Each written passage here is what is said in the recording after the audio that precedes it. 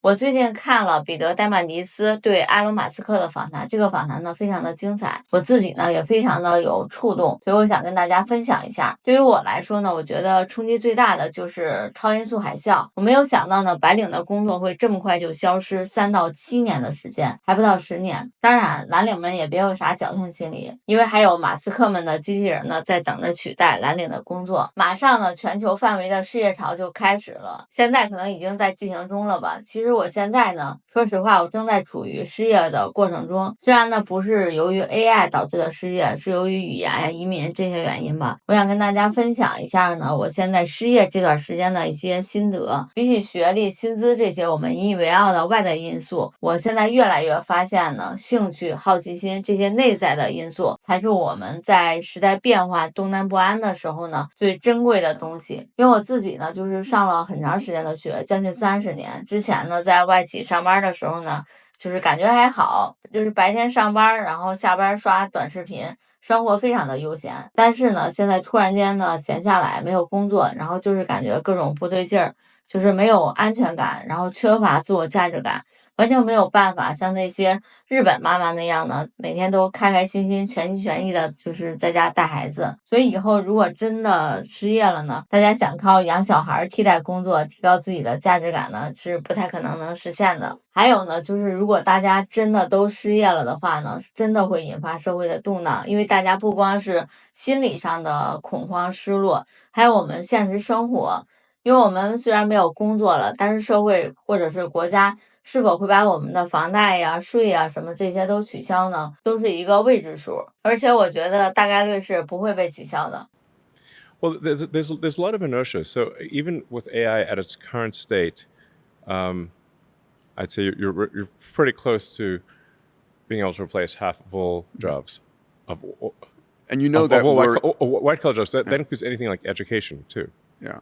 So anything that involves information, and anything short of shaping atoms, AI can do probably half or more of those jobs right now. Sure. But there's a lot of inertia. People just keep doing the same thing for quite some time, and there actually has to be a company that makes more use of AI that competes with a company that makes less use of AI, creating a forcing function for increased use of AI. Right. Otherwise, the company that still has humans do things that AI can do will still continue to exist. Being a computer used to be a job. So it used to be that a human computer, like a computer. Being a computer was a job. You would compute numbers. Sure. It didn't used to be a machine. It used to be a job description. Yes. Yep. And there, you can look online. There's these pictures of where they're having skyscrapers full of women copying, mostly women copying from ledger to ledger. And men too. But people. It was a lot of women, but there were just buildings full of people just at desks doing calculations. Yeah. So they'd be calculating the interest in your bank account, or some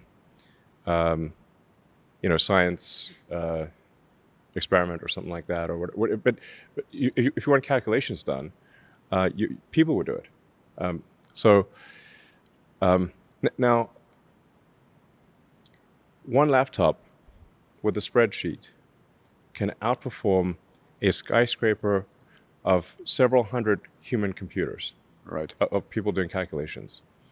Now, if even a few cells in that spreadsheet were done manually, you would not be able to compete with a spreadsheet that was entirely a computer. Mm-hmm. Yeah. What this means is that companies that are entirely AI will demolish companies that are not. Right. It won't be a contest.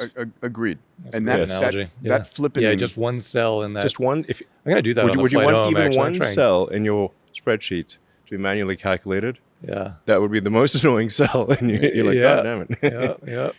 And gets it wrong a bunch of the time. Yeah. Introduces error rate. Yeah. So this flippening, if you would. The quickening. 另外呢，这次访谈呢，我看到原来呢，麦克派克在特斯拉的未来发展中呢，扮演了这么重要的角色。麦克派克和特斯拉车的电池是完全两回事啊，是完全两个部门。然后它是特斯拉制造的大型电池组，能够在晚上用电低谷时充电，在白天用电高峰时呢放电。通过这种方式呢，可以让国家在不建造新发电厂的情况下呢，将能源通总量提高1倍。此外，马斯克认为呢，太阳能就是一切。但是由于太阳能呢，它是不连续的，麦克派克是捕获并且储存这些能量的必要手段。So you you can kill the bugs just by putting a nitrogen blanket on, interesting. on plants. Yeah. Interesting. I want to talk about energy, health, education, because those are people's concerns. So on the energy front, the innermost loop of everything that you're building and doing right now. Energy is the foundation. What's your vision for energy abundance? The sun. In the next, this decade, the sun. Yeah, I mean, so the sun is everything. It's everything. So you're all in on solar. I mean, I mean, your natural gas and solar. You're at Colossus too, right? Yeah. People just don't understand how that solar is everything. So everything compared to the sun, all other energy sources are like cavemen throwing some twigs into a fire. Yeah. So the sun is over 99.8% of all mass in the solar system. Jupiter is around 0.1% of the mass. So even if you burnt Jupiter, the energy produced by the sun would still round up to 100%. Yeah. And then if you teleported 3 more Jupiters into our solar system and burnt them too, it would still round up. The sun still rounds up to 100% of energy. Any interest in fusion? I mean, like fusion on a planet, fusion on Earth. You know what? You know what's coming a mile away. You're never gonna guess how the sun works. Giant coal plants. I mean, we have a giant free fusion reactor that shows up every day. 93 million miles away. It's farcical for us to create little fusion reactors. I mean, that would be like, having a tiny ice cube maker in the Antarctic and say, "Hey, look, we made ice." I'm like, "Congratulations!"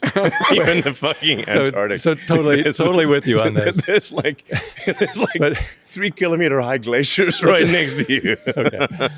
Yeah, but sure you can make an ice cube. If you just narrow the question to the Memphis timeline, so Memphis data center timeline between 1 gigawatt and 10 gigawatt, you're not gonna pull 10 gigawatts out of Memphis. Maybe you are. 2 or 3. 2 or 3. Okay, so there's still a gap between there and the next whatever. You just yeah. So and they're not in space yet at that point. We're still in Toyland here on energy. Toyland, you said? Toyland. 10 gigawatts. You know what's amazing is there's 100 megawatts right outside the door here, and it's massive. Yeah, it's enormous, and it uses more energy imagine 100 times than everything. All these manufacturing lines combined use less energy than that. I think, but we're talking about a gigawatt. Cortex 1 was the third largest training cluster in the world. Yeah, for doing coherent training. You're falling behind. Well, we have Cortex 2 that's being built out. That'll be half a gigawatt and operational middle of next year. 除了麦克派克之外呢，马斯克还说了关于 Optimus 人形机器人的一些设想。最让我震惊的是呢，机器人竟然能够取代外科医生的工作。其实呢，这个也不是什么稀奇的事吧。现在在日本呢，我上日语课就碰到一个同学，然后他在日本已经接受了机器人做的膝关节手术，而且非常的成功。总之呢，对于特斯拉来说呢，机器人是他们的未来，但是呢，对于我们普通人来说呢，可能喜忧参半吧。我们不想让他们取代我们的工作，但是呢，我们又想找机器人为我们提供服务。不管我们愿意还是不愿意，到2040年呢，全球可能拥有超过70亿个人形机器人。那我们现在在路上看到的大部分都是人在遛狗，可能以后呢，路上我们看到的风景呢，就是机器人在遛人。It's like, why do I do this to myself? Well, actually, after AI and robots, is there another thing after that? I guess there's space. Conquering, the universe. Yeah, there is that thing. Rocks, really. Well, and energy. Rocks are your friends too. Conquering So You need to get there. why, Basically. Elon? Why are you so optimistic? Are you optimistic? Let's start there. I'm not as optimistic as you are, Okay. but why are you I'm more optimistic? optimistic than most people. Okay. And is the trend upward compared to a year ago, 2 years ago? Well, I think if you reframe things in terms of progress bar, like speaking of challenges, Yeah. progress towards a Kardashev 2 scale civilization. Sure. Well, let's say the aspiration. Capturing all the energy from the sun's output. Well, let's even have a humbler aspiration than that. If we say that our goal is to even get 1/millionth of the sun's energy, Sure. that would be more than 1,000 times as much energy as could possibly be produced on Earth. So about 500 millionth of the sun's energy reaches Earth. So you'd have to go up 3 orders of magnitude from that just to get to 1/millionth. Yeah. So we're very, very, very far from even having 1/billionth of the sun's energy harnessed in any way. So a reasonable goal would be try to get to 1/millionth. And if you try to get to 1/millionth or 1,000th, 0.1%, that's such an enormous. There's not sure what metaphor we'd use here, but because a hill to climb is not a inappropriate, like not a big enough metaphor. But Gravity well to escape. Engineering yeah, it's a hell of a feats gravity beyond. well. Yeah. Exactly. So if you try to get to 1/millionth of the sun's energy, or 1,000th of the sun's energy, like now these are very, very difficult tasks. And energy is the inner loop for everything right now. Yeah, I think the future currency will essentially just be wattage. Yeah, I was thinking, is the ability of a person to control energy and compute, or just energy? I mean, the two two translate, obviously. Just like harnessed energy. Yeah. Like so, or like basically how much power is being turned into work of some kind, Right. Intelligence or matter manipulation. So that's your next big project, is going to be energy. It's going to be, you're going to go back to your solar You city can expand roots. from there and say, okay, what about even getting somewhere on a Kardashev 3 scale, meaning galaxy level? Now we're talking. Now we're back to Star Trek. Yeah, expand horizons here. Yes. Well, there isn't even a horizon because you're not on a planet. So we talk about. So if you think galaxy mind. Yeah.